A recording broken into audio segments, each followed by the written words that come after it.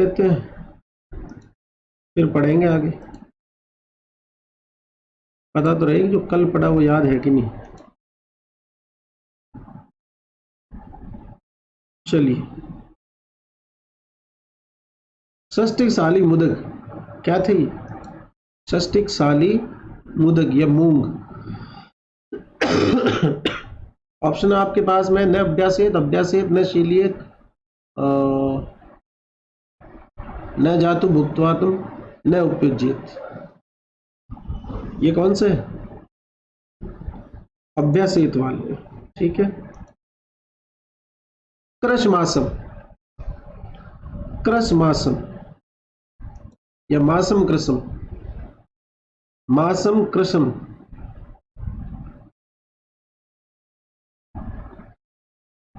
न उपयुज्येत। ठीक है।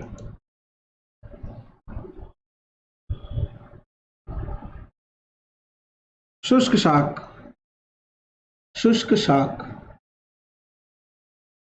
शुष्क शाक, वल्लूरम शुष्क शाक किस में आ रहे थे? न अभ्यासित। दधी, दधी, दधी,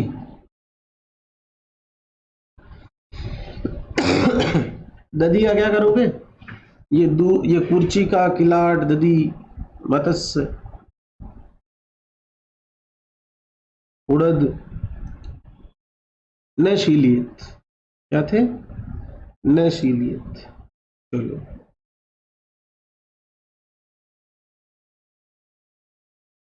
गुरु पिष्ट में तंडुल पृथुक,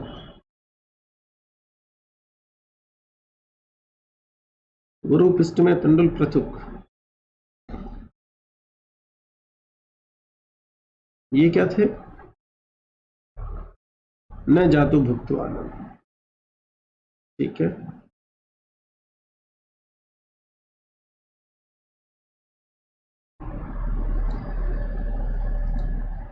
अंजन के चरक ने कितने भेद बताए? आचार्य चरक ने अंजन के भेद कितने बताए?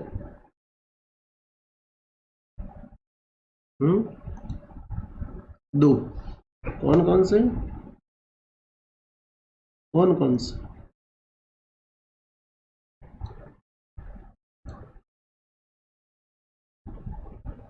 सुविरांजन और रसांजन। किस आचार्य ने कुलथांजन को छठा अंजन भेद माना? किस आचार्य ने कुलथांजन को छठा अंजन भेद माना? भूदेव मुखर्जी ने। कौन सी किताब में? बस यही देखना चाह रहा था कि कान कितने खुले। रस जल निधि तो किताब है उसकी। कौन सी किताब? रस जल निधि। आचार्य का नाम क्या जाएगा? भूदेव मुखर्जी। ठीक है।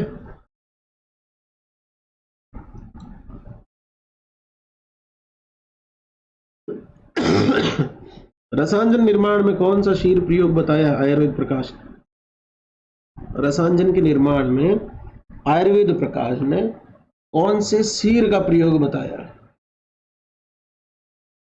कौन सा? अजाशीर का। आओ देखें, आगे पढ़ते हैं धूमपान से। पहले धूमपान के भेदों की बात कर लेते हैं।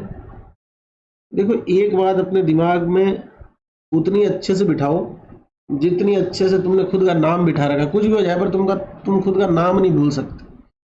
धूमपान के केस में अगर आपसे एग्जाम में पूछा जाए कि वाग्भट के अनुसार बताएं, तो आपको अष्टांग संग्रह के अनुसार बताना है हर चीज।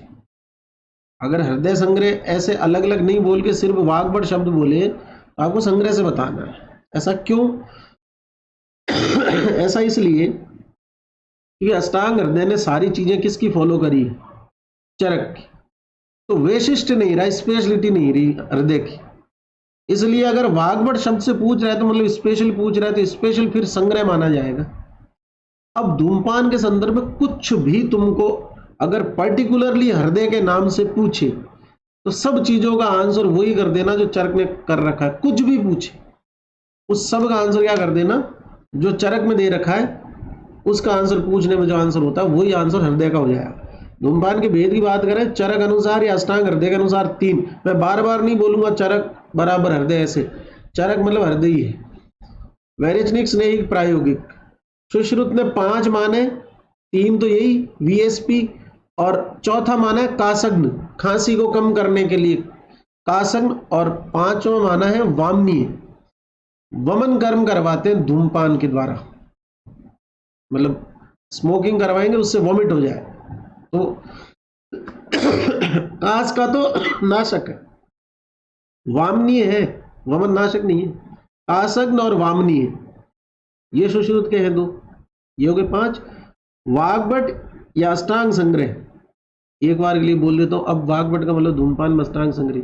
वाग्भट और शारंगधर ने धूमपान के 6 भेद माने हैं, और छठा भेद माना है व्रण धूपन, यानी कोई ईलिंग वुंड है उसके अंदर धूम दे तो उसको व्रण धूपन कहेंगे। आई बात समझिए? आप लोगों ने पढ़ा होगा या समझा होगा या सुना होगा, जैसे मैं आपसे कहूं कि उस पेशेंट को 4 बस्ती दी गई, तो प्रैक्टिस में ये अंडरस्टूड है कि सिर्फ बस्ती बोल रहे हैं मतलब निरुई लगी होगी। जैसे इतनी कॉमन बात है कि अपन जाते हैं पतंजलि स्टोर पे और वहां जाके बोलते हैं कि एक कोलगेट दे देना, तो कोलगेट वैसे तो एक टूथपेस्ट का ब्रांड है, लेकिन इतना कॉमन है कि बाकी टूथपेस्ट को भी क्या बोल दिया जाता है, कोलगेट बोल दिया जाता है। बोलना नहीं चाहिए, लेकिन ऐसा सोसाइटी में देखा गया है कि आप जैसे मान लीजिए सुबह ब्रश करने उठे, ऐसे थोड़ी को पतंजलि कहाँ गया, या तो वो टूथपेस्ट कहाँ गया, सही तो वही है, लेकिन जनरली मुंह से निकल जाता है कोलगेट कहाँ है। ठीक वैसे ही धूमपान के केस में वैरेचनिक, स्नेहिक और प्रायोगिक, ये 3 तरह की धूम है। तो सबसे जो माइल्ड टाइप होता है वो प्रायोगिक होता है, और जो प्रायोगिक है वो ही माना जाएगा। अगर कोई बोले कि धूमपान और भेद मेंशन नहीं हो, इसका मतलब किसकी बात कर रहा है, प्रायोगिक। आ रही बात समझ में? तो कहीं पर भी अगर सिर्फ धूमपान शब्द आता है तो इसका मतलब किसकी बात कर रहा है, प्रायोगिक धूमपान।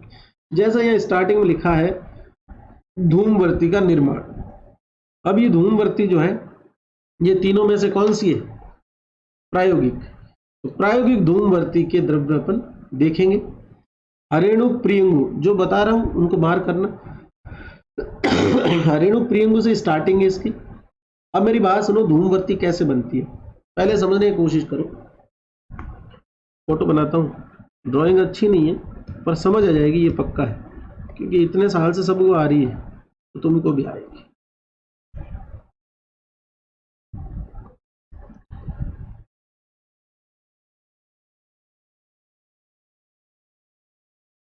ये स्टैंड है धूम नेत्र का, और धूम नेत्र क्या, धूम यंत्र का, और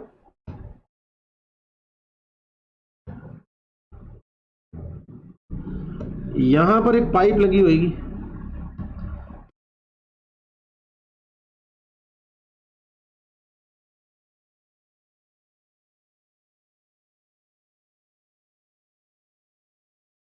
तो ये तो हो गया धूम नलिका।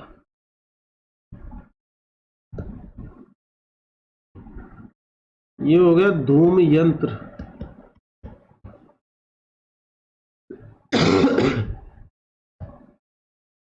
धूम नलिका कोई धूम नेत्र कहते हैं ना, ये यंत्र। अब मेरी बात सुनना, अगर इस पाइप को वैसे ही खींचोगे तो कुछ नहीं आने वाला। जो लोग हुक्का पीते हैं वो यहाँ पे अंगारे और तंबाकू डाल के रखते हैं, फिर वो गुड़ गुड़ करता है, इधर जाता है, फिर छन के आता है। लेकिन यहाँ ऐसा सिस्टम नहीं है। यहाँ क्या है, यहाँ पर आप एक धूमवर्ती लगा दो, ऐसी कैसी, ये धूमवर्ती है। इसका स्पेसिफिकेशन क्या है, यव आकृति, मतलब दोनों साइड से कौन शेप होगी, अंगुष्ठ मोटाई, अंगूठे जितनी बड़ी, और स्नेह लिप्त, स्नेह से कवर्ड, मतलब जिसमें स्नेह जैसे रोटी पे घी लगाते हैं वैसे लगाया गया। अब सवाल ये कि इस धूमवर्ती को बनाए कैसे। तो इस धूमवर्ती को बनाना बड़ा आसान है। क्या करना है, एक लकड़ी लेनी है। अच्छा, इसकी लंबाई लिख दी क्या? इसकी लंबाई कितनी? 8 अंगुल लंबाई।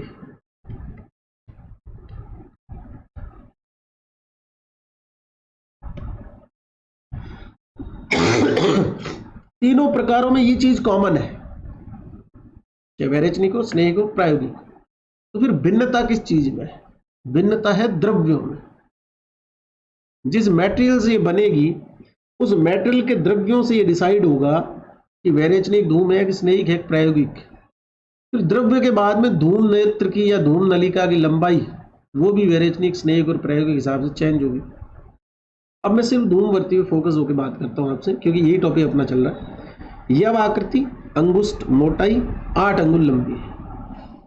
क्या यह संभव है कि अपन ऐसी धूमवर्ती बनाए कि द्रव्य ले लिए, मान लीजिए प्रायोगिक बना रहे सॉरी, और प्रायोगिक द्रव्यों का आपने चूर्ण ले लिया और चूर्ण के अंदर पानी मिला दिया, तो क्या यह संभव है कि उस चूर्ण से आप ये शेप और ये लेंथ की धूमवर्ती बना लोगे? इम्पॉसिबल है, क्योंकि यहां जरूरत पड़ेगी बाइंडर की, जो जोड़े, जो जोड़ता है उसको क्या बोलते हैं? संधानीय द्रव्य। फॉर एग्जाम्पल, आप इसमें मोच रस, छालमली, शल्यक की जो निर्यास है, श्रीवेष्टक, ये डाल दें, गोंद जैसी चीजें, और साथ में डाल दें प्रायोगिक धूमपान के द्रव्य, और इसमें आप डाल दें गुग्गुल, निर्यास है वो भी, कॉमीफेरा मुकुल, प्लंकश, सुना। और फिर उसके बाद में क्या करें, वो जो पेस्ट बना है उसको फिर आप अगर ऐसे बाइंड करने की कोशिश करेंगे तो मान लो कि वो ऐसे अष्टांगुल आकृति में इस तरह की, ये जो पेन है जैसा वैसा बन गया। लेकिन जो सेमी सॉलिड चीज है उसको सेमी सॉलिड फॉर्म में तो आपने वैसा बना लिया, अब मान लो जैसे उसको रखा तो जिधर वो लटकेगी उधर से टूट गिर जाएगी। ऐसा होगा कि नहीं होगा ना? तो क्या करें? इसका एक इलाज निकाला गया। वो इलाज क्या था? उससे पहले एक और चीज सुन ले। जो अपनी धूमवर्ती बनाएंगे, अगर इसके बीच में होल रखेंगे तो इससे स्मोकिंग आसानी से हो पाएगी, या एकदम बंद होगी तो आराम से हो पाएगी? क्या लगता है आपको? जैसे आप खींचेंगे, बीच में होल होना चाहिए कि नहीं होना चाहिए? इजी वे में इनहेलेशन कब होगा, स्मोकिंग कब हो पाएगी? जब बीच में से इसके एयर पीछे की तरफ इजीली पास होगी तब स्मोकिंग इजीली होगी, इसलिए इसके बीच के अंदर होल रखा जाता है। आ रही बात समझ में? अब क्या करेंगे अपन, जो द्रव्य ये निर्देशित कर रहा है उन्हीं की बात कर रहा हूं। वो सारे द्रव्य जो मैंने अभी आपको बोले वो ले लिए और उनका पेस्ट बना लिया। अब उस पेस्ट को एक 12 अंगुल लंबी सरकांड की लकड़ी ले ली, मतलब सीधी स्टिक ले ली। मान लेते हैं 12 अंगुल है, 2 अंगुल इधर से छोड़ देना है, 2 अंगुल इधर से छोड़ देना है, बीच में बच गया 8 अंगुल। इस 8 अंगुल के एरिया पे एक कपड़ा लपेट देना है पहले तो, फिर उस कपड़े के ऊपर उस पेस्ट से एक बार लेप करना है, उसको अच्छे से सुखाना है लेप को, फिर सूखने के बाद वापस लाना है उसको, फिर एक बार और लेप करना है, फिर सुखाना है। ऐसे करते करते टोटल कितने बार लेप करना है? 5 बार। अब यहां पर आप ये नहीं समझ रहे होंगे कपड़ा क्यों इस पे, ये जो पेस्ट है ये इस लकड़ी के ऊपर चिपक जाएगा बहुत अच्छे से अगर कपड़ा नहीं होगा तो, और अगर इसमें चिपक गया तो धूमवर्ती बनने के बाद भी लकड़ी को निकालना संभव नहीं हो पाएगा, वो टूट जाएगी वर्ती। इसके ऊपर पहले कपड़ा इसीलिए लगाया, कपड़ा लगा दिया, फिर 5 बार लेप कर करके सुखा लिया इसको, फिर उसके बीच में से लकड़ी को बाहर निकाल के फेंक दिया। अब जो बनी पाइप जैसी स्ट्रक्चर यह आकृति दोनों साइड में कौन शेप की, अष्ट अंगुल लंबाई, 1 अंगुल मोटी, वो अब भी टूट सकती है। तो क्या करें, इसके ऊपर स्नेक हल्का सा लगा देते हैं, तेल या घी कुछ भी, अब ये टूटेगी नहीं। दूसरा, स्नेह, संधानीय द्रव्य, गोंद, निर्यास, जितने भी गुग्गुल वगैरह है, वो अगर इसमें होंगे तो ये इजीली क्या होगी, जलती रहेगी, बुझेगी नहीं। तो बाइंडर का भी काम करते हैं और उसको जलाए रखने का भी काम करते हैं, वो सारे द्रव्य जो अभी अपन इसमें आगे पढ़ने वाले हैं, है ना। वैक्यूम क्रिएट करने के लिए होल चाहिए एग्जैक्टली। अगर आप इनहेल कर रहे हैं, खींच रहे हैं, तो अब आप खींच तो रहे, मेरी बात सुनिए,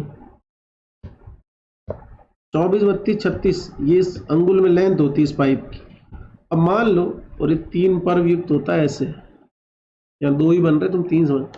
अब मान लो ये पाइप है, इससे आप पी रहे हो, तो यहां से खींच रहे हो और ये भर्ती है यहां, तो यहां तक तो वैक्यूम आएगा क्योंकि पाइप है, लेकिन इसके आगे कैसे जाएगा, जबकि ये जो वर्ती, इसको जलाना किधर से, इधर से, यहां से जला दिया और ऊपर से खुला ही। अब खींचोगे इसको, तो खींचने के लिए ये नेसेसरी है कि आप इसको बीच में से होल वाली रखें, तब जब आप पीछे खींचेंगे तो ये वाली आग बाहर आने की कोशिश करेगी, उससे ये वर्ती जलेगी, और जलेगी तो धुआं निकलेगा, और वो धुआं मेडिकेटेड होगा, आपके लिए फायदा करेगा। अब सुने, पिक्चर, बड़ी बड़ी पिक्चर ये थी। अब इसी में समझाने की कोशिश करता हूं। आचार्य चरक ने 3 प्रकार के धूमपान बताए, वैरेचनिक, स्नेहिक और प्रायोगिक। ये माइल्ड, ये मॉडरेट, और ये सबसे तीक्ष्ण, या आप इसको बोल सकते हैं ये सीवियर टाइप की जो डिजीज होती है उसमें काम लेंगे, मतलब अत्यधिक बलवान रोगी में, बलवान व्याधि होने पर इसका प्रयोग करेंगे। खैर वो अलग बात है, कहाँ किसका क्या प्रयोग करेंगे। अभी के लिए ये समझेंगे सबसे तेज और तीक्ष्ण धुआं वैरेचनिक का, दूसरे नंबर पर स्नेहिक का, और फिर तीसरे नंबर पर प्रायोगिक का। मुझे एक बात बताइए, ये पाइप जितनी लंबी होगी धुआं उतना ही तीक्ष्ण होगा या मृदु होगा? धुआं इस पाइप की लंबाई बढ़ाने पर तीक्ष्ण होगा या मृदु होगा? कैसा होगा? मृदु।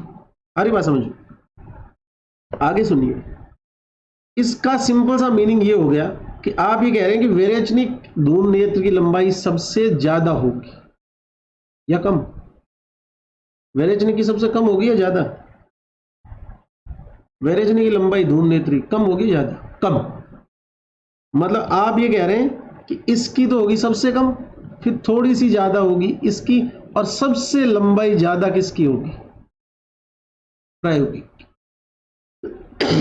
ठीक वैसा ही अपन आगे पढ़ेंगे धूम नेत्र की लंबाई के संदर्भ में। तो वहां आप देखोगे कि इसकी 24 अंगुल है, इसकी 24, 32, 36, और इसकी 32 और उसकी 36, तो सबसे ज्यादा लंबी होगी उतनी मृदु होगी। अब यहां जो श्लोक पढ़ रहे हैं वो पढ़ रहे हैं केवल वृत्ति के बारे में, जो धूम वृत्ति है उसके बारे में। वेद आप डायरी में लिख लेना। देखिए, द्रव्य हरेणुक प्रियंगु, तो दूसरी लाइन में आते हैं। तो एक तरफ तो ठंडी चीजें, एक तरफ थोड़ी उष्ण है, वापस ठंडी होगी, वापस ठंडी, या वापस उष्ण कर दी। तो प्रायोगिक में ऐसा ही है, ठंडी और उष्ण जो है बैलेंस्ड होती है, ताकि सबसे मृदु धूम निकले, लेकिन सबसे ज्यादा उसका असर। तो यहां देखने पर देखो, गुग्गुल, अगरू, शर्करा मिला, ये तीनों ही द्रव्य है। चीनी घुलेगी, गुग्गुल और अगरू ये सेमी सॉलिड होते हैं वैसे। अगली लाइन देखो, नगरोध, उदुम्बर, अश्वत्थ, प्लक्ष, लोध्र, ये सारे मोरेसी कुल वाले होते हैं, और इनका सीक्रेशन जो होता है लेटेक्स, वो भी संधानीय होता है। आगे देखो, सर्जरस, अगली लाइन में श्री वेस्तक, शल्लक मिला, इन सब को मिला के और पीस लिया और लीप दिया किस पे? इशिका पे। इशिका किसको बोलते हैं? लकड़ी के डंडे। स्टिक होती उसको, और वर्ती बना ली कैसी, यव आकृति की, वर्ती यव सन्नी बना, 8 अंगुष्ठ सम्मान मोटाई, 8 अंगुल लंबाई, अंगुष्ठ सम्मिताम कुर्याद 8 अंगुल समाविष्ट, शुष्काम निगर्भाम तावर्तीम धूम नेत्र अर्पिताम नराम स्नेहाक्तम अग्नि संप्लुष्ट, उस वर्ती को स्नेह से लिप्त करके और जला के, पिबेत प्रायोगिकी सुखाम, अब बोल रहे हैं ये पूरी किसकी बात हो रही थी, प्रायोगिक धूमवर्ती के निर्माण की बात। बाकी सभी धूमवर्ती भी इसी तरह बनेगी, खाली ऊपर के द्रव्य चेंज हो जाएंगे, वो अपन अभी आगे पढ़ेंगे। तो धूमवर्ती निर्माण की ये प्रक्रिया होती है। आपको मेरे हिसाब से समझ में आ गई होगी। अब तुम पूछ रहे होगे कि सर आपने तो बोला था कि 5 बार लपेटना है, 12 अंगुल की सरकाने की लकड़ी, वो का वो वाग्भट ने और सुश्रुत ने कहा। वाग्भट बोलते हैं पंचकृतम प्रलेपियत, 5 बार लेप कर करके सुखाना चाहिए, ठीक। और क्या हो गया भाई, ठीक। फिर साथ अगली लाइन देखो क्या लिखता है, सुश्रु लिखा है तत्र एला आदि नाम कुष्ठ तगर वर्जेन, आगे जाके लिखता है 12 अंगुलम सरकांडम शोणम 8 अंगुल शोमेणम 8 अंगुलम लेपियत, 12 अंगुल प्रमाण की सरकांड की लकड़ी पे 8 अंगुल में लेप करना चाहिए। ऐसा वर्ती प्रायोगिकी, ऐसी वर्ती जो होती है वो, या ये जो वर्ती है वो प्रायोग। अब यहां पर एक चीज है ये वाली, और ये डायरी में लिखनी है, क्या, सुश्रुत बराबर कुष्ठ तगर वर्जित, किसमें, प्रायोगिक धूमपान।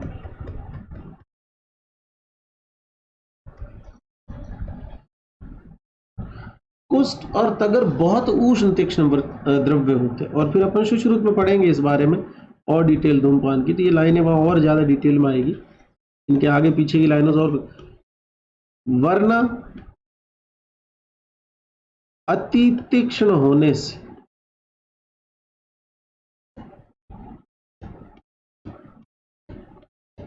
मस्तुलुंग स्राव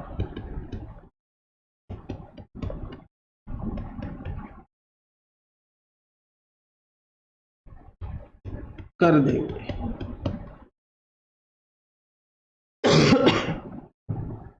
यहां तक ठीक है ना, किसी को दिक्कत थोड़ी आई अभी तक। अरे ये तक, यहां तक वाली बात समझ आ गई ना सबको, जल्दी बोलो, इतना समय नहीं है। अगर नहीं आई तो ये तो क्या ही वापस बताएंगे, फिर तुमने सुनने में गलती रखी हो। चलो आगे बढ़ते हैं। यहां पर देखो वस आदि स्नेक धूमवर्ती, अपराजित आदि शिरोविरजनिक धूमवर्ती, तो द्रव्य चेंज हो गए। अब तू अंधा आदि भी बता दे यार, अपनी मम्मी बता दे जो आयुर्वेद कुछ नहीं पता। क्या, वसा घृत मोम मधुचिष्ट इनसे युक्त होगी, क्या करेगी, स्नेहन करेगी, ये स्नेह की है। और ये हड़ताल वनशीला आर्सनिक पड़ा हो जिसमें इतनी खतरनाक चीज, श्वेता ज्योतिषमती शिरोविरेचन के द्रव्य बाबू, ये विरेचनिक हो। चलो आगे बढ़ते, आगे बढ़ोगे धूमपान के लाभ आएंगे। और स्टार्टिंग में तुम पे सवाल खड़ा किया हुआ है, गौरवम शीर्ष शूलम पीन से अर्दाव भेद को, ये लाइन पहले कहीं पढ़ी, ये लाइन पहले कहीं पढ़ी, गौरवम शीर्ष शूलम पीन से अर्दाव भेद, कहा, शिरोविरेचन। तो ये शिरोविरेचन का भी प्रशस्ति है, और यहां 5 अध्याय में इसको धूमपान की भी प्रशस्ति बताया। इसके अलावा ऊर्ध्व जत्रुगत रोगों में धूमपान काम करता है, कफ का शमन करता है, शोधन करता है। कर्णक्षी रेस्पिरेटरी में काज, हिक्का श्वास और गलगरे। मेरे को तो इस लाइन में जुकाम ही जुकाम दिख रहा है, देखो जुकाम या प्रतिशय या एपीनस या पीनस या तुम जो भी बोलते। कर्ण अक्षी, इनमें सूल हो सकता है, काज, हिक्का श्वास, गलग्रह हो सकते हैं, तो ये इसमें पक्का काम करेगा। एक लाइन छोड़ो, दूसरी लाइन के मिनट लिखा खालित्यम पिंजरतम च केशानाम पतनम तथा, D4 डायरी, डायरी में लिखना है कि धूमपान की प्रशस्ति में यह भी लिखा है कि बालों को झड़ने से और गिरने से बचाता है। कौन? धूमपान। खालित्य का मतलब खाली हो जाना, पालित्य का मतलब पीले हो जाना। ठीक है, तो खालित्य पालित्य, और केशनम पत्नम भी उसी रेफरेंस में जिस रेफरेंस में खालित्य। बाकी इसमें ज्यादा बुद्धि मत लगाना। अगली लाइन के मिडिल में नैच वात कफात मनो बलिनो मपी ऊदु जतुजाम, इसको भी डायरी में लिखेंगे। क्यों लिखेंगे उसका कारण अलग है, याद करने के हिसाब से नहीं, इसलिए लिखेंगे। अगर आपको किसी भी स्वस्थ व्रत के कर्मों की प्रशस्ति में चरक सुषुप्त वाग्भटी कोई सी भी लाइन, अगर वात कफज रोगों का नाश करते हुए ऊर्ध्व जत्रुगत रोगों में काम करता है, ऐसी प्रशस्ति मिले तो वो धूमपान की है, क्योंकि पर्टिकुलर वात कफ रोगों का नाशक है धूमपान, पित्त का तो वर्धन करता है। और सिंपली लिखा है कि ऊर्ध्व जत्रुगत रोगों की सभी, मतलब ऊर्ध्व जत्रुगत रोगों का ठीक करे, तो फिर वो लाइन नस्य के लिए, और ये कॉमन लाइन है तीनों संहिताओं की, इसलिए जरूर से जरूर याद करें कि वात कफ प्लस ऊर्ध्व जत्रु आएगा तो धूमपान है, और केवल ऊर्ध्व जत्रुगत आएगा तो वो किसकी प्रशस्ति होगी? नस्य की। चलिए आगे बढ़ते हैं। आगे बढ़ोगे तो यहां लिखे हुए धूमपान के काल, वैसे सबको पता होगा, कॉमन क्वेश्चन है एग्जाम का, एबीसीडी है आयुर्वेद की। प्रायोगिक धूमपान के कितने काल होते हैं? 8 काल। सॉरी, ऐसे क्वेश्चन पहले के एग्जाम्स में जो इजी क्वेश्चन है ये आते थे कि प्रायोगिक धूमपान के कितने काल बताए गए, तो उसमें पूछे जाते थे, और ये 8 काल होते हैं।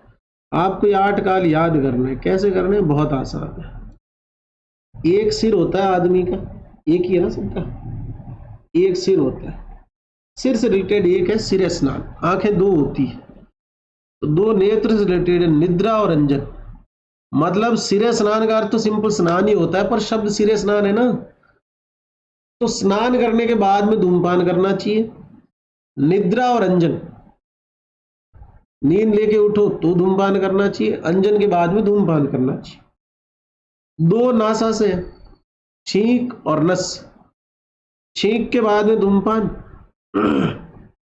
और नस के बाद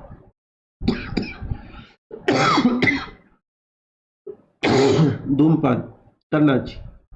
अब बच गए 3, बचे हुए तीनों मुख से संबंधित है, तो ऐसे चल रहा हूं मैं, सिर, नेत्र, फिर नासा, फिर मुख। बच गए वो तीनों मुख से, कौन कौन से? दांतुन, भोजन, वमन। दांतुन के बाद, भोजन के बाद और वमन के बाद में क्या करना चाहिए? धूमपान करना चाहिए। अब अगर तुमसे पूछे कि इन्हीं कालों में धूमपान क्यों करना चाहिए, तो इन्हीं कालों में वात और कफ का उत्क्लेश होता है, इन 8 कालों में, इसीलिए इन 8 कालों में क्या करना चाहिए? धूमपान करना चाहिए। कैसे? या उसमें लिख रखा है श्लोक फॉर्म में,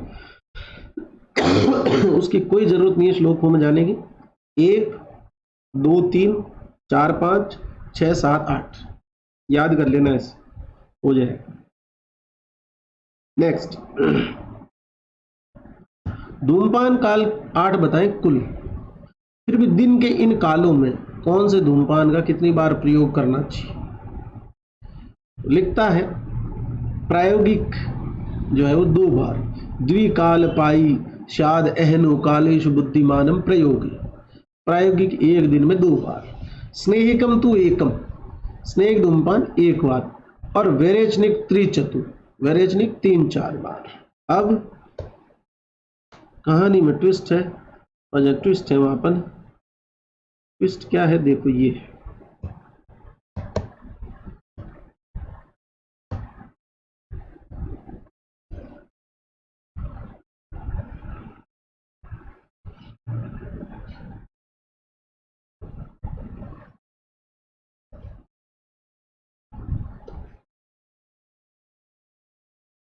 अभी तक मैंने आपको वीएसपी बोला था, वेरेचनिक स्नेहिक प्रायोगिक, ये वीएसपी काम आएगा आपके ज्यादातर, लेकिन जब धूमपान के काल की बात होगी ना तो विप्रास काम आएगा। विप्रास मतलब वही है, वेरेचनिक, प्रायोगिक, स्नेहिक।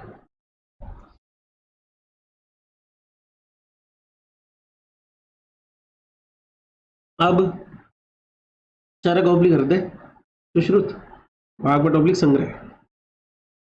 इसको कैसे याद करना है तो आप इधर देखना। चरक क्या बोल रहा है, स्नेह धूमपान एक, तो इस चार्ट की गिनती यहां से शुरू करनी है। विप्रास्टिक लिख दो पहले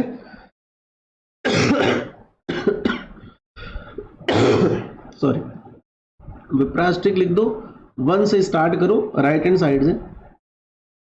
फिर दूसरे नंबर पे कौन है, मतलब नंबर 2 किसका है, प्रायोगिक का, और 3 4 किसका है, वेरेचनिक। चार्ट ऐसे चला। अब सुश्रुत पे आते हैं। सुश्रुत में ये जो 3 है इससे शुरू कर दो, 3 4 5। अब 5 में खत्म होगा सुश्रुत। वाग्भट संग्रह को 5 से शुरू करना है, लेकिन इधर से करना है, 5 8 11। ये बात आप में से किसी को समझ में नहीं आई तो मुझे अभी बता सकता है। ऐसे करना है, ये तरीका समझ में आ गया ना कैसे करना है, क्यों करना है ये समझ में नहीं आए तो भी चलेगा। अगर ये बात जो मैं समझाना चाह रहा हूं कि ये चार्ट आपको बना के कैसे फिल करना है, ये बात समझ में आ रही है ना। विप्रास लिखना है पहले, चरक सुश्रुत वाग्भट, इधर से शुरू करेंगे 1 2 3, फिर उसके बाद में यहीं से वापस 3 4 5, ये सुश्रुत, फिर वापस शुरू से 5 8 11। ये क्या है, ये धूमपान के काल है। देखो आचार्य चरक ने प्रायोगिक धूमपान के कुल 8 काल बताए, लेकिन उन 8 कालों में भी उन्होंने कहा कि अगर वैसे देखना चाहो एक दिन में कितने काल में कौन सा धूम प्रयोग करना चाहिए, तो उसकी गिनती इस तरह से। सुश्रुत ने धूमपान के कुल 12 काल बताए और वाग्भट ने कुल 24 काल बताए। 3 और 5 कितने हुए, सॉरी 3 और 4 कितने हुए, 7 और 5 12। पिंक पिंक वाले जोड़ लो 12 हो जाएंगे, ग्रीन ग्रीन वाले जोड़ लो 24 हो जाएंगे। राजस्थान पीजी 2015 में क्वेश्चन आया था ये।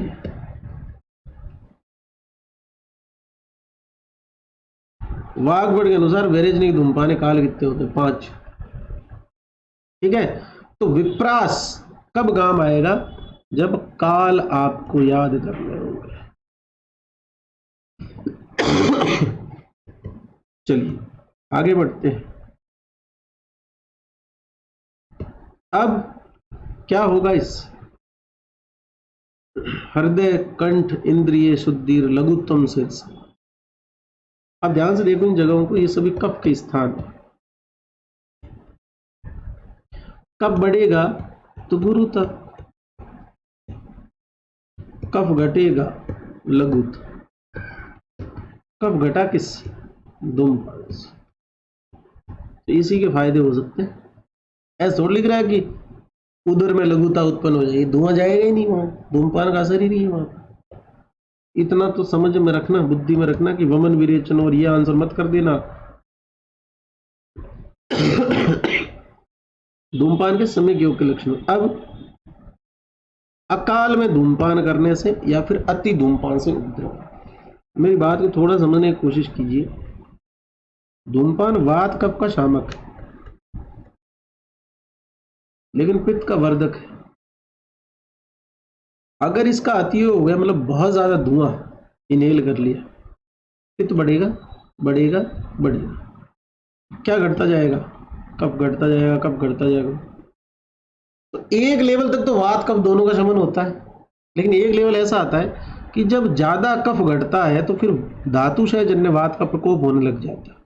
तो ऐसी स्थिति में क्या है, अति धूमपान की स्थिति में वात और पित्त दोनों बढ़ जाते हैं।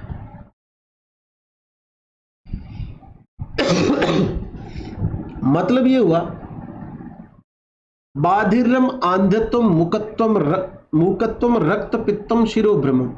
अब बात समझना,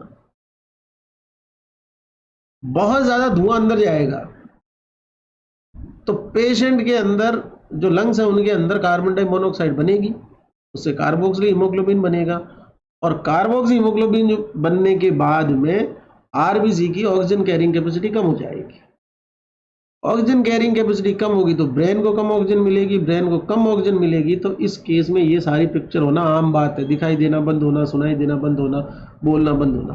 इस लाइन का सिंबल सा मतलब है बेहोश हो गया आदमी, बाधिर मानदम मूकत्व। इससे भी एक्सट्रीम क्या हो सकता है, ब्लीडिंग स्टार्ट हो सकती है, शिरोभ्रमम, अभी चक्कर आ रहे हैं उसको सॉरी। लेकिन इसका आंसर दोनों करना, अकाल में पीने से भी और अतिपान से भी, दोनों से ऐसा होगा। ठीक है, नेक्स्ट, क्या चिकित्सा करें अगर ऐसी स्थिति उत्पन्न हो जाए तो चिकित्सा क्या करनी चाहिए। तत्रिष्टम सर्पिस पानव नावनम अंजनम तर्पण। ऐसी स्थिति में घृतपान, नावन नस्य स्नेह नस्य होता है, अंजन, तर्पण आदि का प्रयोग करना चाहिए। तो इससे धातुशय कम हो जाएगा, क्योंकि ये सारी चिकित्सा क्या है, ब्रंगण है। अब एक कंडीशन दे रहा है कि ऊपर वाली स्थिति में मैंने आपको समझाया कि वात और पित्त एक साथ हो जाते हैं। अब ये उसमें ये भी बताया अगर मान लो पित्त के साथ कब भी हो जाए, अगर अकाल पीत में या अति पीत की स्थिति में पित्त के साथ में वात का अनुबंध हो जाए तो चिकित्सा क्या करनी है, स्निग्ध द्रव्यों प्लस शीत द्रव्यों। स्निग्ध वात का शमन करेगा, शीत पित्त का करेगा। और अगर पित्त के साथ में कफ दोष का अनुबंध हो जाए तो क्या करोगे, क्या करोगे, रुक्ष प्लस शीत करोगे। पित्त कॉमन इसलिए शीत कॉमन है, जहां वात आई वहां चिकित्सा स्नेह का प्रयोग हुआ, जहां कफ आया वहां पे रुक्षण चिकित्सा होगी। वही यहां लिखा है, स्नेही के धूमजे दोषे वायु पित्त अनुकूल प्लस शीत। फिर आगे वही श्लेषम पित्ते विरुक्षणम, शीत कॉमन है। ठीक है, नेक्स्ट आगे देखो, धूमपान के अयुक्त। अभी मैंने आपको एक बड़ी बड़ी बात बता दी थी कि भाई धूमपान से वात का शमन होता है, ये ट्रुथ, उसका वात कफ का शमन होता है, ये ट्रुथ है। लेकिन पित्त का शमन नहीं हो सकता। पित्त का नहीं हो सकता इसका मतलब रक्त का भी नहीं हो सकता। अब तो मेरी बात सुनो, जितने भी पैथिक रोग, रक्तज रोग होंगे, क्या उसमें धूमपान कराना सही रहेगा, हाँ कि ना? अरे बोलो, पैथिक और रक्तज रोगों में धूमपान नहीं कराए तो पित्तज और रक्तज सभी रोग धूमपान के क्या हो गए, अयोग्य हो गए।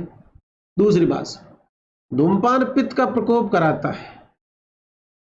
और मान लो कि कोई पेशेंट पहले से डिहाइड्रेशन में हो,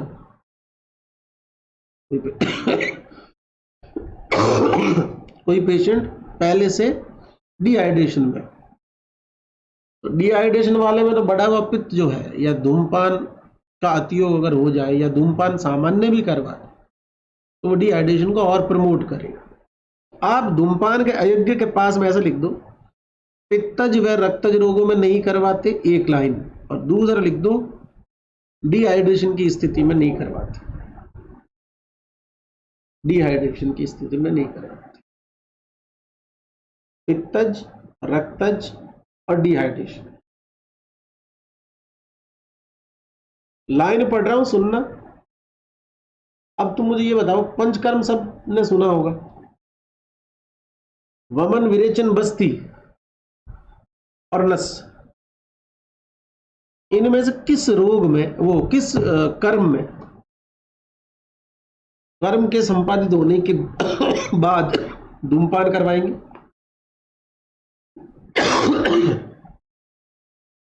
इसमें करवाएंगे।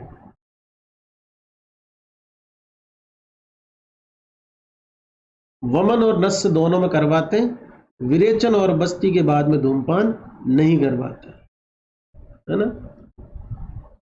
एक ही आंसर देंगे, कोई नस्य कहेगा, कोई वमन कहेगा, दोनों कोई नहीं देगा। लाइन देखो बीच की, न विरिक्तम पिबेत धूमम न कृते बस्ती कर्माणे। विरेचन के बाद भी नहीं दे और बस्ती कर्म के बाद भी नहीं दे। न रक्ति न विषार्तम, विष की प्रकृति भी तो उष्ण होती है, उष्णता वाली स्थिति में देना ही नहीं है। तो रक्तज रोगों में नहीं, विष में नहीं, न गर्भिणी, और गर्भिणी पहले से क्या होती है, एनीमिया में। फिर न श्रमे न मदे न पित्ते न प्रजागरे, न थके हारे को, थका हारा जो होगा वो डिहाइड्रेशन होगा, मद रोग, न पित्त कोप की अवस्था में, न प्रजागरे रात्रि जागरण, रात्रि जागरण रुक्ष होता है, तो ये ऑलरेडी डिहाइड्रेशन को प्रमोट करता है। तुम और धूमपान कराओगे तो डिहाइड्रेशन बढ़ेगा। 2 लाइन छोड़ के नीचे लिखा न संख के न रोहिण्या न मेहे न मदत्ती, ये डायरी में लिख लेना। सिर्फ ऐसी लाइन आ जाएगी, तुमको ये याद आ जाएगी, मुझे पता है कि यार ऐसा कहीं पढ़ा तो था, लाइन जानी पहचान लग रही, पर क्लिक करेगा कि नहीं करेगा धूमपान पे ये कह नहीं सकते। इसलिए न संख के न रोहिण्या न मेहे न मदत्ती, ये किसके अयोग्य हैं, धूमपान के अयोग्य की लाइन है। नेक्स्ट वन,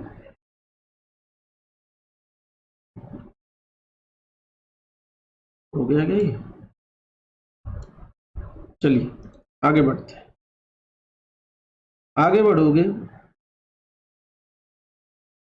तो 46-47 कोटेशन में लिखा है कि चाहे धुआं तुम नाक से पियो या मुंह से पियो, लेकिन बाहर वापस मुंह से ही निकालना है, नाक से नहीं निकालना है। तुमने एक कंसेप्ट सुना होगा कि कोई भी मेटेरियल जब गैस की स्टेट में होता है, सॉलिड लिक्विड गैस, उस टाइम अगर वो गैस की कंडीशन में है और वो उसको टेम्परेचर मिल जाए तो ऊपर की तरफ जाएगा कि नीचे की तरफ? कोई मॉलिक्यूल है गैस फॉर्म में है, उसको हीट मिल जाए, ऊपर जाएगा कि नीचे? ऊपर जाएगा, पता है ना। अब सुनो, ये नाक, ये मुख, आयुर्वेद कहता है नासा से भी धूमपान इनहेल करना चाहिए, मुख से भी करना चाहिए, लेकिन निकालना सारा वापस मुख से ही है। ऐसा क्यों, मैं बताता हूं। आपका मुख नेत्र के पास में पड़ता है या नाक? ऑब्वियस है ना, नाक ही पड़ता है। और अगर आप नासिका से धुआं निकालेंगे तो धुआं चूंकि गर्म है और गैस इस फॉर्म में पार्टिकल है, तो ऊपर जाएंगे, नाक से निकल किधर जाएंगे, आंखों में। दूसरा, आप नासिका के थ्रू उसको उतना फोर्सफुली नहीं निकाल सकते जितना मुंह से निकाल सकते। मुंह से आप फूंक मारेंगे तो सीधा आगे जाएगा, आंखों में नहीं आएगा। नासिका जैसे मारेंगे तो नोस्ट्रल नीचे की तरफ है, कितना ही जोर से मारो नीचे ही जाएंगे, नीचे की चीज वापस ऊपर आएगी, किसमें, आंखों में। क्या समझा रहा हूं, ये समझा रहा हूं कि अगर नासिका से धुआं निकाल लिया तो हानि क्या होगी, आंखें फूट जाएगी, सुट्टे बाजो। धूमो इंशादी चक्षुषी, तो मेडिकेटेड वाले का मना कर रहा है, तंबाकू वाला तो पता नहीं क्या ही करता होगा। तो जब भी पियो, जो पीता है वो रुकेगा थोड़ी, है ना, जो पी रहा है उसको पीने दो, लेकिन अगर कोई पीता है तो नाक से धुएं निकालना बंद करो। ये लाइन लिख देना, वाग्भट के अनुसार धूमपान के लिए योग्य आयु 18 वर्ष से पहले धूमपान वर्जित है, वाग्भट के अनुसार।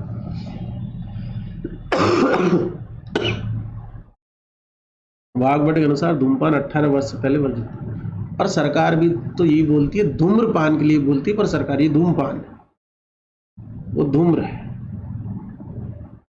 ठीक है। तो धूमपान वाग्भट अनुसार 18 वर्ष से पहले नहीं करना चाहिए। अब लेकिन कई लोग शारंगधर की बात मानते हैं। शारंगधर कहता है कि 12 वर्ष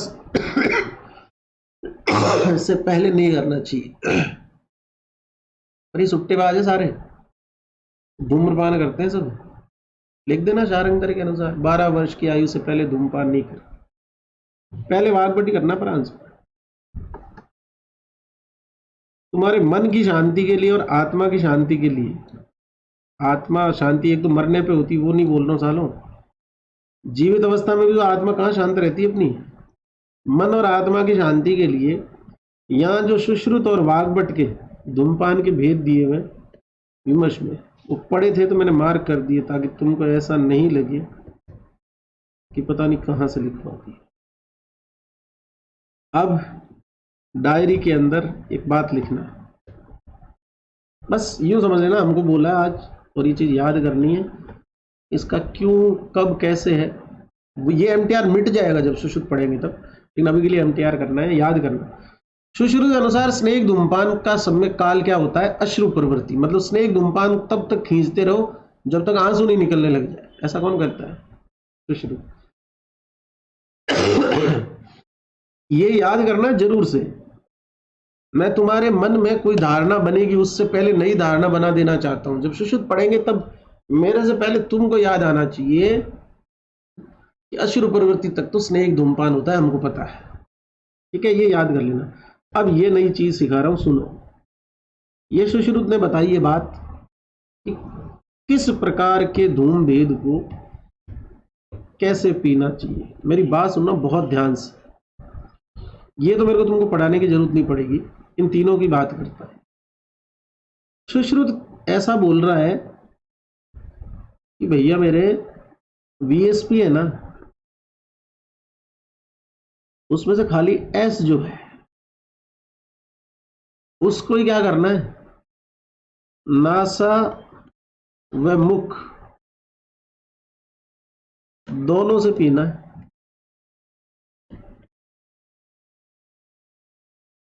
बाकी दोनों को नासा से पीना है।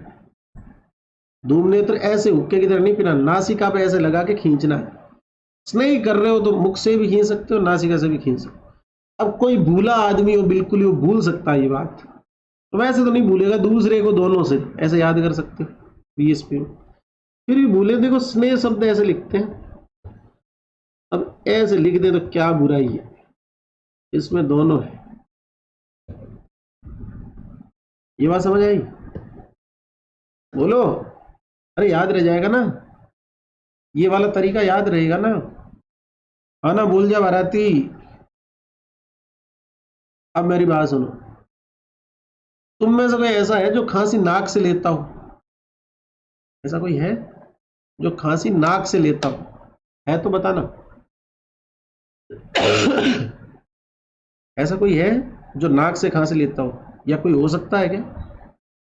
नहीं हो सकता। ऐसा कोई है जो वमन मुंह से नहीं करके नाक से करे? कोई नहीं। जो दोनों कर्म मुख से हो रहे हैं उनमें तो मुख से ही पिएंगे ना। लेकिन जब एग्जाम आता है, ऑप्शन आते हैं, पढ़ंतरी औलाद पूरी साल पढ़ती है लेकिन वो वामनीय धूमपान बॉस याद ही नहीं आया। अबे याद क्या करना था इसमें? वमन कहां से कर रहा है? मुख से। धुआं कहां से लेना है? मुंह से। खांसी कहां से कर रहा है? मुंह से। धुआं कहां से लेगा? मुंह से। बाकी तो स्नेह में दोनों, 2 नंबर वाले में दोनों थे ना, और बाकी सब में नासा था। बात समझ पा रहे हो ना? ये सुश्रुत ने बताया 5 प्रकार के धूमपान के इनहेलेशन के लिए कि किस तरह से धूमपान करना चाहिए। आगे बात समझ में, डायरी में लिख लेना। चलिए आगे बढ़ते हैं। आगे बढ़ोगे तो 48 नंबर का एक कोटेशन आएगा। धूम नेत्र ले आए, पाइप ले आए और काल बता दिए 1 2 3 4 चरक ने, फिर 5 6 वो 3 4 5 सुश्रुत ने, फिर 5 8 11 वाग्भट।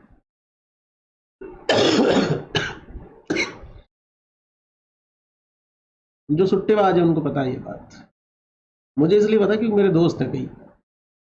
एक आदमी है, 5 लोग बैठे, सिगरेट जला दी, एक आदमी जलाई, फोन चला रहा है, पिए जा रहा है, पिए जा रहा है, बाकी सब उसके मुंह की तरफ देख रही, कब देगा। और लास्ट वाले का तो हौसला कितना होगा, एक इसको देगा, फिर ये पिएगा, फिर ये पिएगा, फिर ये, फिर मेरे पास आएगा, बैठा है, और आधी ज्यादा जल गई तो दूसरे ने छीनी। फिर ठीक वैसी स्थिति धूमपान वाले केस में भी हो सकती है। कैसे? ये कैसे तय करें कि एक काल पूरा हो गया धूमपान का? उसका एक तरीका है कि भाई एक काल का मतलब है कि शांति से बैठ के नासिका से धूम नेत्र को कनेक्ट करके एक नेस्ट जो नोस्ट्राइल आपको उसको बंद करके और 3 बार उससे खींचे तो वो एक काल होता है। अगर कोई पूछ ले नासिका से धूमपान करते हैं, एक धूमपान के काल में कितनी बार, कितनी आवृत्ति धूम जो है उसका पान करते हैं तो 3 बार, ये लिखा हुआ 48 में, इसके अलावा कुछ नहीं आएगा इसमें।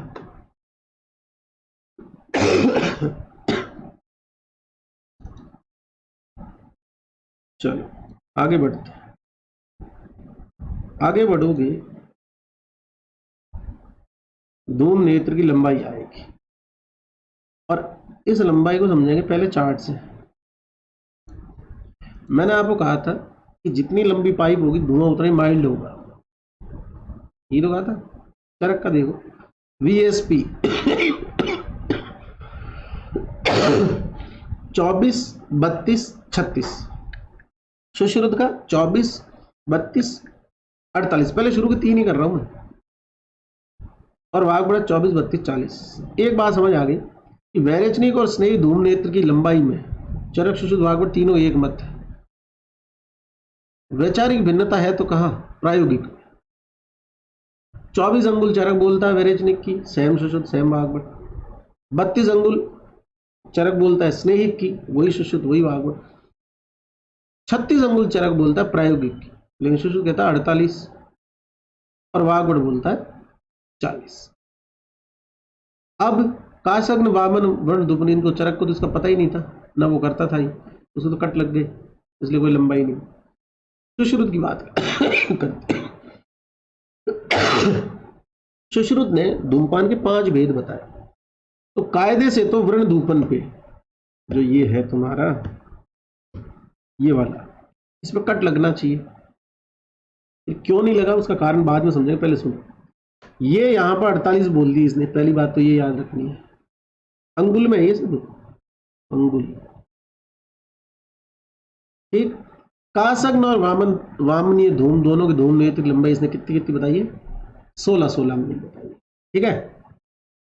वाग्भट ने बताई है, लेकिन अभी मैं याद नहीं करवाना चाह रहा क्योंकि हृदय संग्रह में थोड़ी वैचारिक मतभेद है, एक फिर टीका की भी बात आएगी, तो जब वाग्भट पढ़ेंगे तभी इसको समझेंगे। अभी के लिए कासग्न और वामन के नाम पे सिर्फ सुश्रुत की 16 अंगुल ही आप जानते हैं, वही आपका आंसर है। सुश्रुत व्रण चिकित्सा में व्रण को धूप देने की बात करता है कि भाई व्रण को जो है धूपन देना चाहिए, धूमपान वहां करवाना। तो भेदों में नहीं माना, लेकिन वहां जब व्रण चिकित्सा में वर्णन किया तब उसने कहा कि व्रण धूपन हेतु धूम नेत्र की लंबाई कितनी, 8 अंगुल होनी चाहिए, इसलिए यहां मेंशन है। वाग्भट की स्पेशलिटी है व्रण धूपन, क्योंकि 6 प्रकार के धूमपान के भेदों में है। उसने इसका प्रमाण 10 अंगुल बताया है, और जो पहले आंसर होने चाहिए वो सब मेंशन कर दिए। जो सेकंड और थर्ड आंसर होने चाहिए या कंडीशनल क्वेश्चन में या संहिताओं के रेफरेंस के साथ जो क्वेश्चन आए उनमें होने चाहिए, वो वहीं पढ़ेंगे जहां वो संहिता पढ़ेंगे। अब मैं श्लोक पढ़ लेता हूं चरक का। चरक को तो 3 ही चीज पता थी, 24, 32, 36 VSP। सबसे पहले वैरेचनिक चतुर्विशंतिक नेत्रम स्वयंगुली भीष वैरेचनिक। वैरेचनिक धूम पान के धूम नेत्र की लंबाई 24 अंगुल होनी चाहिए, पहली बात खत्म।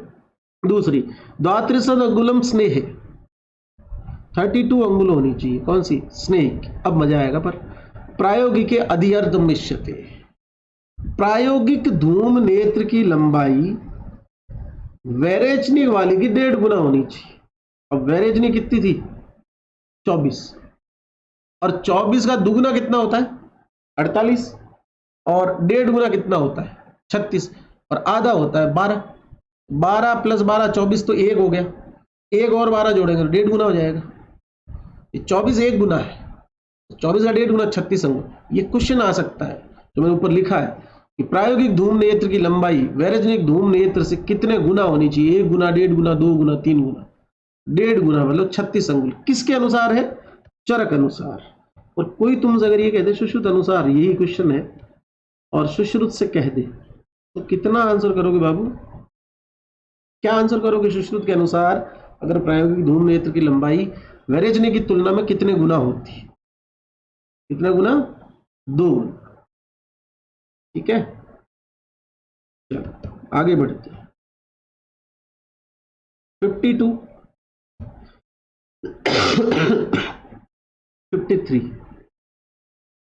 यदा च उर्स कंठ सिर लघुताम व्रजेत। ये सम्यक योग है बाबू, ये क्या है? सम्यक योग। ये चोर नहीं है, चौर है। वक्ष में, कंठ में, सिर में लघुता आ गई, कफ तनु तक, कफ पतला पड़ गया, जो गाढ़ापन था कफ का वो कम। ये सुपीर धूमपान के है, मतलब सम्यक धूमपान के लक्षण। अयोग हो जाए, अब धूमपान से यार वात कफ का शमन हो रहा है, और स्पेशली कफ का, तो अगर प्रॉपर से कम होगा तो वह अयोग कहलाएगा। तो कफ बढ़ा हुआ रहेगा, इसलिए अविशुद्ध स्वर, कंठ में कफ, सिर में कफ, मस्तिष्क में, लिखा ना, सिर जकड़ा हुआ रहता है उसका। तो ये किसके लक्षण है? अयोग।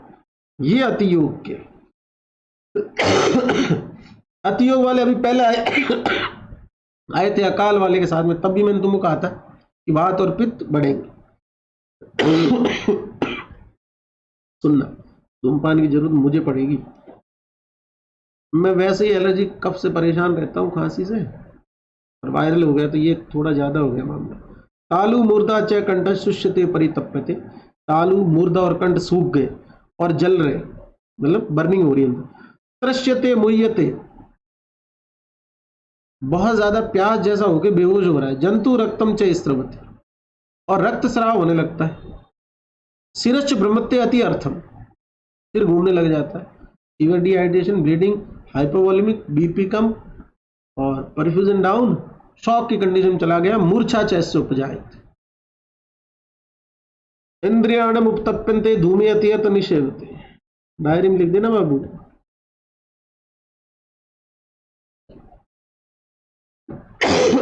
इंद्रियों में जलन, नाक, कान, आंख, इन सब में क्या? Burning sensation.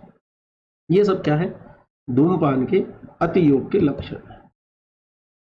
धूमपान पे आज की ये जो चर्चा है ये अपने अंजाम पे पहुंचती है। कल अपन पढ़ेंगे अणु तेल के बारे में, नस्य के बारे में, नस्य के लाभ के बारे में, नस्य के भेदों के बारे में। प्रस्तावना इसकी कर देते हैं, आप ये लिख के जाइएगा। नस्य के भेद चरक अनुसार 5 होते हैं, और कल मैं सबको पूछूंगा, याद होने चाहिए।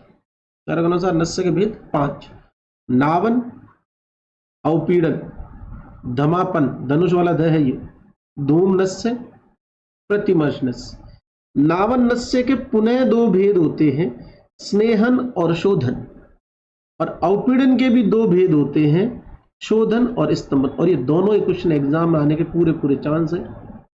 पहली बात तो जो एकदम डमरू आदमी होगा वो तो चरक के नस्य के कितने भेद होते हैं उसी में अटक जाएगा, लेकिन अच्छे पढ़ने लिखने वाले भी कभी कभार गलती कर देते हैं। नावन के 2 भेद है, स्नेहन शोधन, और अवपीड़न के 2 भेद है, शोधन और स्तंभन। डिटेल जानकारी जो इसकी है वो अपन कल की क्लास में करेंगे कंटिन्यू। और जंतु शब्द या मनुष्य के लिए जो धूमपान कर रहा है उसके लिए, जंतु शब्द उसके लिए आ रहा है ना, बाकी कुछ नहीं है। ये वाला कह रहे हो ना, जंतु रक्तम च स्त्रवते अधिकम, जंतु शब्द यहाँ उस व्यक्ति के लिए आया है जो इससे ग्रस्त हो गया। ठीक, चलो ये कल पढ़ेंगे, इसके आगे जाओ। और पढ़ना याद करके आना, बहुत समझने वाली, याद करने वाली चीजें हैं ये, और बहुत इजी है। मेरे हिसाब से आप सबको ये चीज समझ आ रही होगी। ठीक है, जाओ।